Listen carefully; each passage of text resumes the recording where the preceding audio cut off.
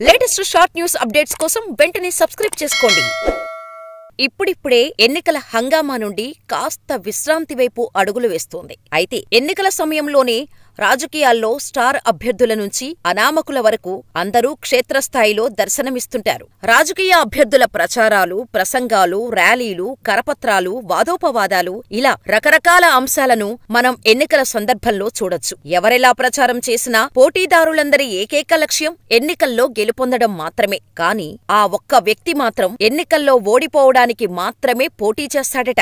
గెలవటం ఆయన డిక్షనరీలోనే ఉండదు. అయితే సాధారణంగా ఎందులోనైనా ఎవరైనా ఒకసారి ఓడిపోతే ఆ ఓటమిని అంగీకరించకుండా మళ్లీ ప్రయత్నించే మనిషిని విక్రమార్కుడితోనో గజ్నీ మహ్మదితోనో పోలుస్తుంటా. అయితే తమిళనాడు రాష్ట్రానికి చెందిన పద్మరాజన్ అనే ఈ వ్యక్తి సేమ్ టు సేమ్ పట్టువీడని విక్రమార్కుడిలాగే అసలు విక్రమార్కుడిని కూడా మించిపోయాడట. అయితే పద్మరాజన్ ఏకైక లక్ష్యం ఎన్నికల్లో ఎప్పుడూ ఓడిపోవడమే.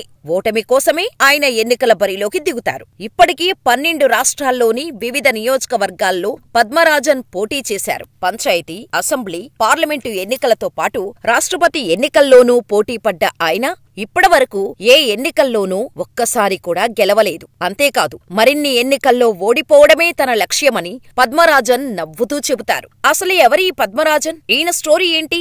ఎందుకు ఓడిపోవడమే లక్ష్యంగా పెట్టుకుని పోటీ చేస్తున్నారు? ఇప్పుడెక్కడున్నారు? ఏం చేస్తున్నారు? అని ఆయనకు సంబంధించిన పూర్తి ఇన్ఫర్మేషన్ ని ఇప్పుడు ఈ వీడియోలో తెలుసుకుందాం. దానికి ముందు వీడియోని చివరి వరకు చూసి మా ఇన్ఫర్మేషన్ నచ్చితే వీడియోని లైక్ చేసి మా ఛానల్ ని సబ్స్క్రైబ్ చేసుకుని మీ అభిప్రాయాన్ని మాకు కామెంట్ చేయటం మాత్రం మర్చిపోకండి. మరి ఇక వీడియో స్టార్ట్ చేసేద్దాం. తమిళనాడు రాష్ట్రం సేలం మెట్టూరుకు చెందిన కె పద్మరాజన్ మధ్యతరగతి కుటుంబానికి చెందిన వ్యక్తి. కుటుంబ పరిస్థితుల కారణంగా బాగా చదవలేకపోయాడు. ఆ కారణంగా పాఠశాల విద్యలో ఉత్తీర్ణత సాధించలేదు. దాంతో అప్పుడే కుటుంబానికి సహాయంగా ఉండాలని నిర్ణయించుకొని సైకిల్ షాపులో పనికి చేరారు. ఇక అప్పటి నుండి అదే అతనికి ఉపాధిగా మారింది. అయితే నేడు ఆయన దూర విద్యా విధానాల్లో హిస్టరీలో మాస్టర్స్ డిగ్రీ చదువుతున్నారు. ఇది కాదు మనం ఆయన గురించి చెప్పుకోవాల్సింది. అసలు స్టోరీ ఇప్పుడే ఉంటుంది. అసలు పద్మరాజన్ ఎందుకు రాజకీయాల్లోకి వచ్చారు అనే విషయం చాలా ఇంట్రెస్టింగ్ గా ఉంటుంది. పద్మరాజన్ కి తన సొంతూరులో సొంతంగా ఒక సైకిల్ షాప్ నడుపుతూ వచ్చిన డబ్బుతోనే కుటుంబాన్ని పోషించుకుంటూ వస్తుంటేవాడు. ఓ రోజు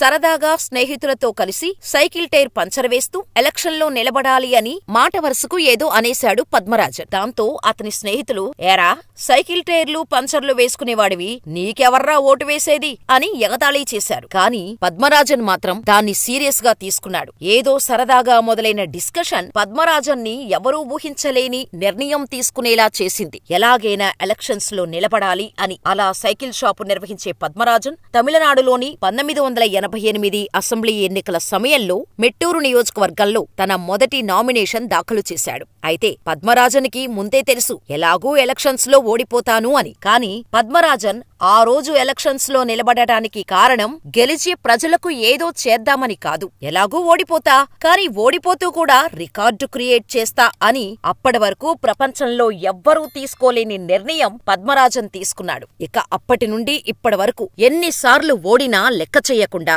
ఎన్నికల్లో పోటీ చేస్తూనే వస్తున్నారు. రాష్ట్రపతి ఎన్నికల నుంచి పంచాయతీ ఎన్నికల వరకు బరిలోకి దిగుతూ వస్తున్నారు. అలా పలు ఎన్నికల్లో పోటీ చేసిన ఆయన ఇప్పటివరకు 239 సార్లు ఓడిపోయారు. అయితే అవన్నీ లెక్క చెయ్యని 65 ఏళ్ల ఆ వ్యక్తి 2024 లోక్సభ ఎన్నికల్లో కూడా పోటీ చేస్తూ వార్తల్లో నిలిచారు. ఈ పార్లమెంటు ఎన్నికల్లో కూడా 657 ఓట్లు దక్కించుకొని ఓడిపోయారు. అంతేకాదు స్థానికంగా ఎలక్షన్ కింగ్ అని పిలువబడే పద్మరాజన్ రాష్ట్రపతి ఎన్నికల్లో కూడా పోటీ చేయడం గమనార్హం. 1988 నుంచి పలు ఎన్నికల్లో పోటీ చేస్తున్న పద్మరాజన్ అటల్ బిహారీ వాజ్పేయి, మన్మోహన్ సింగ్, నరేంద్ర మోడీ, రాహుల్ గాంధీలపై కూడా పోటీ చేశారు.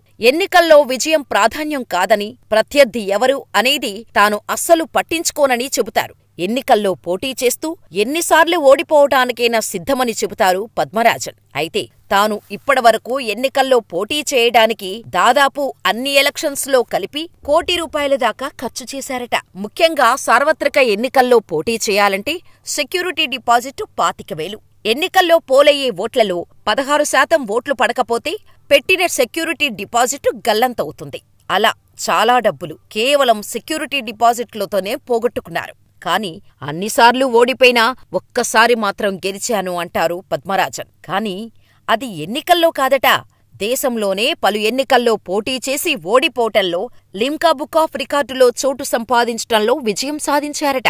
అయితే తాను 2011లో కొంతలో కొంత మెరుగైన ప్రదర్శన కనపరిచినట్టు తెలిపారు. అప్పుడు మెట్టూరు అసెంబ్లీ నియోజకవర్గంలో పోటీ చేసి 6,273 ఓట్లు దక్కించుకున్నానని అన్నారు. విజేతకు 75,000 ఓట్లు వచ్చాయని తెలిపారు. ఆ ఎన్నికల్లో కనీసం ఒక్క ఓటు కూడా వస్తుందని అనుకోలేదట ఆయన. పద్మరాజన్ టైర్ రిపేర్ షాప్ నడపడంతో పాటు హోమియోపతి ఔషధాలు తయారీ, లోకల్ మీడియా ఎడిటర్గా కూడా పనిచేస్తున్నారు. అయితే ఎన్ని ఉద్యోగాలు, పనులు చేసినా ఎన్నికల బరిలో దిగటమే తనకు చాలా ముఖ్యమట. అయితే చాలా మంది ఎన్నికల్లో పోటీ చేయటానికి వెనకడుగు వేస్తారని, అలాంటి వారికి ప్రేరణ ఇస్తూ అవగాహన కల్పించటమే తన విధి అని చెప్పుకొచ్చారు. తన చివరి శ్వాస వరకు ఎన్నికల్లో పోటీ చేస్తూనే ఉంటానని తెలిపారు. మీ ఇంట్లో ఎవరూ మిమ్మల్ని మందలించలేదా అని అడిగితే అందరిళ్లల్లాగానే మొదట్లో అభ్యంతరం తెలిపిన కుటుంబ సభ్యులు తర్వాత తనను అర్థం చేసుకున్నారని చెప్పారాయన. ఎంబీఏ చదివిన పద్మరాజన్ కుమారుడు శ్రీజేష్ తన తండ్రి గురించి ఏం చెప్పారో కూడా ఒకసారి చూద్దాం. తన తండ్రి గురించి శ్రీజేష్ మాట్లాడుతూ, నేను చదువుకునే రోజుల్లో మా నాన్నపై నాకు చాలా కోపం ఉండేది. కాని పెద్దయ్యాక మా నాన్న ఉద్దేశమేంటో నాకు అర్థమైంది.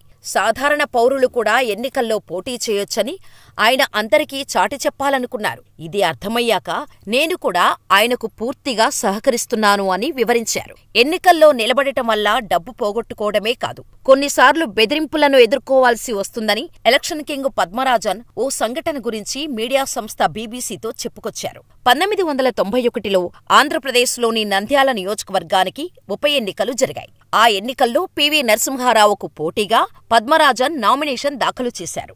అప్పుడు కొంతమంది గుర్తు తెలియని దుండగులు తనను కిడ్నాప్ చేసినట్టు ఆయన చెప్పారు. ఎలాగోలా వారి నుంచి తప్పించుకున్నప్పటికీ ఎన్నికల్లో పోటీ చేయడాన్ని మాత్రం ఆయన మానుకోలేదు. ఆ ఘటన తర్వాత ఆయన 230కు పైగా ఎన్నికల్లో పోటీ చేశారు. కాని ఎప్పుడైనా పొరపాటున తాను పోటీ చేసిన ఎన్నికల్లో విజయం సాధిస్తే ఏంటి పరిస్థితి అని అడిగితే సింపుల్గా షాక్ అవుతానని అంటున్నారు పద్మరాజన్. అత్యధిక ఎన్నికల్లో పోటీ చేసిన వ్యక్తిగా గిన్నీస్ వరల్డ్ రికార్డు నెలకొల్పడమే తన లక్ష్యమని చెబుతున్నారు పద్మరాజన్. కాని పద్మరాజన్ దగ్గర్నుండి మనమంతా ఒక్క విషయం మాత్రం నేర్చుకోవాలి. ఒక్కసారి సంకల్పించుకుంటే ఎన్ని అడ్డంకులు, అవరోధాలు ఎదురైనా మన దృష్టి అంతా మన సంకల్పంపైనే ఉండాలి అని చెప్పకనే చెబుతుంది పద్మరాజన్ స్టోరీ. జీవితంలో ఒక్కసారైనా పద్మరాజన్ గెలుస్తాడా లేదా?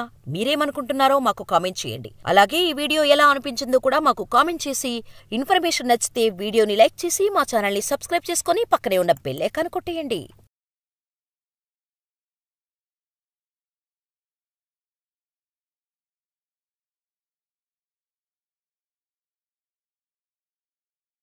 లేటెస్ట్ షార్ట్ న్యూస్ అప్డేట్స్ కోసం వెంటనే సబ్స్క్రైబ్ చేసుకోండి.